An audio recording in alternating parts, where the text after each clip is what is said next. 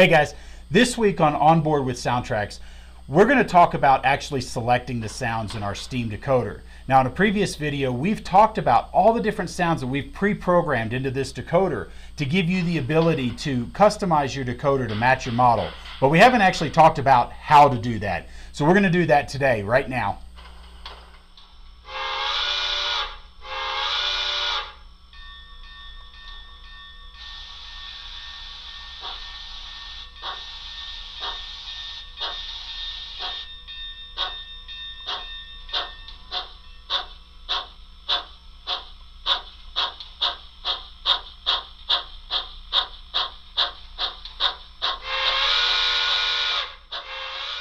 Now first up on the list, we're actually going to play with the exhaust chuff. Now the exhaust chuff actually has a couple of different things that are built into it when you're selecting the sound. It's not just the exhaust chuff, but also it changes the blower. Now the blower is a small ring that sits below the exhaust stack that is pressurized with steam and injects steam out of the exhaust stack. And what this does is this creates a draft to draw the hot air out of the firebox through the flues and out the exhaust stack. So when the locomotive is sitting still, you still have that flow of heat to keep the water boiling. Now when the locomotive is sitting still, you're hearing this hissing sound in the background, and that's the blower. Now out of the package, the default selection for the exhaust chuff is a value of 6, which is a heavy exhaust number 1. So let's take a listen to that really quickly. We're just going to move to speed step 10 and bring it to a stop.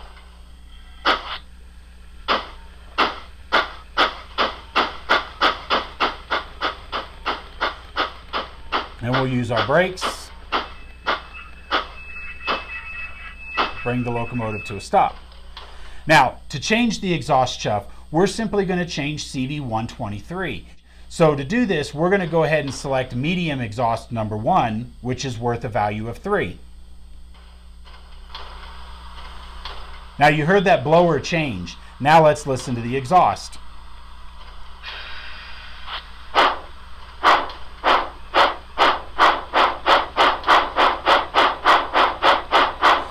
Now you can even do this on the fly if you would like. We can go ahead and select a different exhaust chuff, and you'll hear that change on the fly. So now once you've selected your exhaust chuff, now it's time to select the whistle. The whistle is the most iconic sound on a steam engine. Now, a lot of times in the steam era, whistles were not as standardized as diesel sounds are today.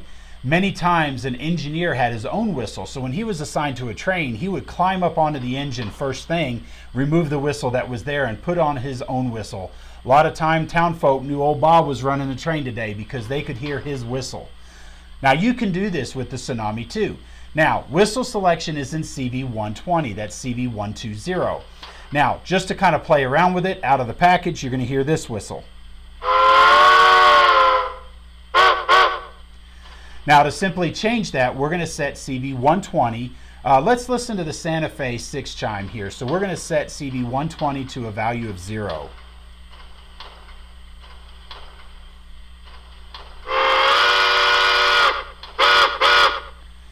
Now you can do this on the fly as well. There's nothing that says you have to have one whistle or another. So you can go through and listen to each of the 63 different whistles that are pre-programmed on this decoder and pick one that you like or one that matches your prototype. For example, early steam probably had a lot of single chime. So go through, play with those, and see how you can find one to match your model. Now after we've selected our whistle, next is the bell.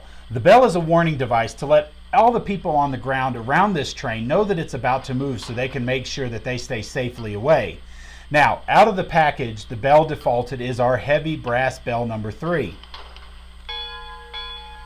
You're going to hear it kind of has a medium ring rate, so somewhere right around the middle.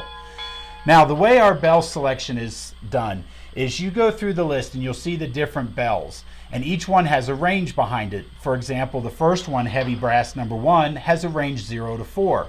Now, these bells values are designed to give you the same bell but with different recordings to simulate a slow hand-rung bell all the way up to a fast air-ringing bell.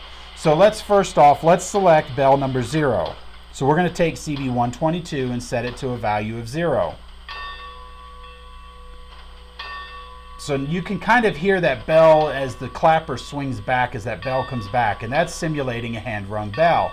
Now if I take this same bell, you can see the range 0 through 4. So let's select an air-rung bell. So let's take this CV122 and we're going to set it to a value of 3.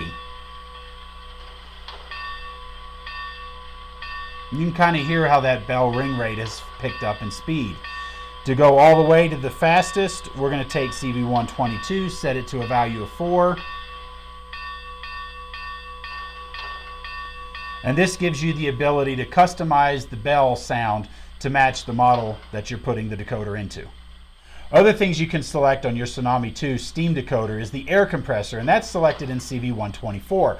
Now in here you have a selection of single phase air compressors, cross compound air compressors, options for single and dual of each of those compressors, including the very popular whistling air compressor that you hear that's very common on the SP cab forward.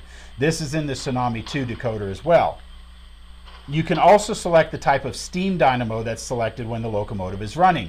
Now the steam dynamo generates electricity for the lights and is located here on this model in the very front of the locomotive. The dynamo is the high-pitched whining sound that comes on when you turn on your headlight.